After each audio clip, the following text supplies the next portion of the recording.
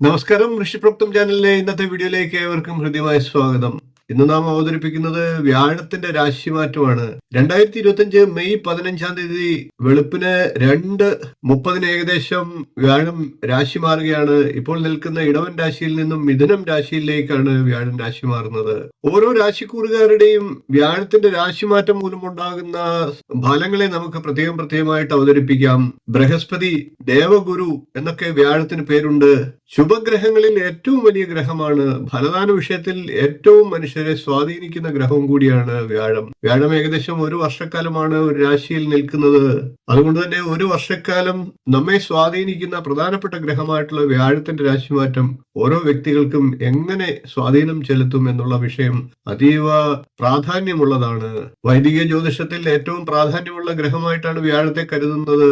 വ്യാഴം നിൽക്കുന്ന രാശിയിലും അതുകൂടാതെ 5, 7, 9 എന്നീ രാശികളിലുമൊക്കെ വ്യാഴത്തിന്റെ സ്വാധീനം ഉണ്ടാകും.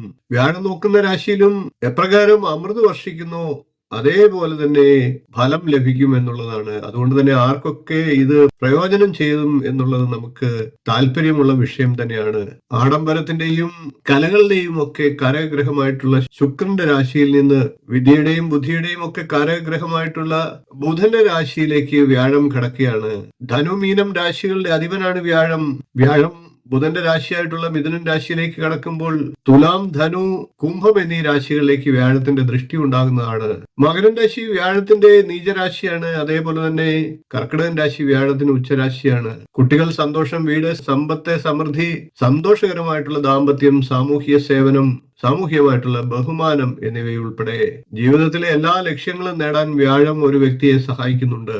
എന്നാൽ മിഥുനം രാശിയിൽ നിൽക്കുന്ന ഈ കാലഘട്ടത്തിൽ ഇടയ്ക്ക് കർക്കിടകൻ രാശിയിലേക്ക് സംക്രമിക്കുന്നുണ്ട്. അതൊക്കെ നമുക്ക് പിന്നീട് ഫലമായിട്ട് പറയാം. ഇപ്പോൾ മിഥുനം രാശിയിലുള്ള വ്യാഴത്തിന്റെ സംക്രമണത്തിന്റെ പൂർണ്ണ ഫലമാണ് നിങ്ങളിലേക്ക് എത്തിക്കുന്നത്. നമുക്ക് ഓരോരോ രാശിക്കൂറുകാരുടെയായി പ്രത്യേകം ഫലത്തെ പരിശോധിക്കാം. ഇപ്പോൾ നമുക്ക് തുലാക്കൂറുകാരുടെ വ്യാഴത്തിന്റെ രാശിമാറ്റ ഫലം നോക്കാം. തുലാക്കൂറുകാരെ സംബന്ധിച്ച് വ്യാഴം 9ാം ഭാവത്തിലേക്കാണ് എത്തുന്നത്. പൊതുവായിട്ടുള്ള ഫലത്തെ പറഞ്ഞു നോക്കാം. തുലാക്കൂറിൽ വരുന്നത് ചിത്തിരയുടെ 2ാം പകുതി, ചോതി, വിശാഖത്തിന്റെ 3/4 ഭാഗം എന്നീ നക്ഷത്രങ്ങളാണ്. തുലാക്കൂറുകാർക്ക് വ്യാഴം ജന്മരാശിയുടെ 9ാം ഭാവത്തിൽ നിൽക്കുന്നതിനാൽ ധനലാഭം, കുടുംബസൗഖ്യം, സന്താന സൗഖ്യം, കാര്യസാധ്യം, അധികാരശക്തി, സാമർഥ്യം ഇവയൊക്കെ ഫലമായി പറയണം. ഇനി നമുക്ക് തുലാക്കൂറുകാരുടെ കൂടുതൽ വിശദമായിട്ടുള്ള പഠനം നടത്തി നോക്കാം. തുലാക്കൂറുകാരെ സംബന്ധിച്ച് വ്യാഴം 9ലാണ് നിൽക്കുന്നത്. വ്യാഴം ജന്മരാശിയിലേക്ക് ദൃഷ്ടി ചെയ്യുന്നുണ്ട്. കൂടാതെ 3ാം രാശിയിലേക്കും 5ാം ഭാവത്തിലേക്കും ഒക്കെ ദൃഷ്ടി വരുന്നുണ്ട്. അത് തുലാക്കൂറുകാർക്ക് എന്തെല്ലാം സ്വാധീനം ചെലുത്തുമെന്ന് നോക്കാം. മതപരമായിട്ടുള്ള കാഴ്ചപ്പാടുകളെ ശക്തമാക്കുന്നതാണ്. മതപരമായിട്ടുള്ള പ്രവർത്തനങ്ങളിലൊക്കെ സന്തോഷത്തോടുകൂടി ഇടപെടും. യാത്രകളും തീർത്ഥാടനങ്ങളും ഒക്കെ നടത്താം. കഠിനാധ്വാനത്തിനും പരിശ്രമങ്ങൾക്കും ശേഷം മാത്രമേ നേട്ടങ്ങൾ കൈവരിക്കുകയുള്ളൂ എന്ന് പറയേണ്ടിയിരിക്കുന്നു. അങ്ങനെ തൊഴിലില് കഠിനാധ്വാനത്തോടുകൂടി എല്ലാ കാര്യങ്ങളും പൂർത്തിയാക്കാൻ സാധിക്കും. എത്രത്തോളം പരിശ്രമിക്കുന്നു അത്രത്തോളം ഫലം കിട്ടുന്ന സമയം തന്നെയാണ്. സഹോദരങ്ങളിലേക്ക് സഹായ സഹകരണങ്ങളാൽ എല്ലാ കാര്യങ്ങളും വേഗത്തിലാകുന്നതാണ്. വിദ്യാഭ്യാസപരമായിട്ടുള്ള എല്ലാ പുരോഗതി ഉണ്ടാകുന്ന സമയമാണ്. സന്താന ഭാഗ്യം ആഗ്രഹിക്കുന്നവർക്ക് അതിനും സാഹചര്യമുണ്ട്. മതപരമായിട്ടുള്ള പ്രവർത്തനങ്ങളിലൊക്കെ കൂടുതൽ വിജയിക്കാൻ സാധിക്കും. കുടുംബാംഗങ്ങളുമായിട്ടുള്ള ബന്ധം മെച്ചപ്പെടുന്നതാണ്.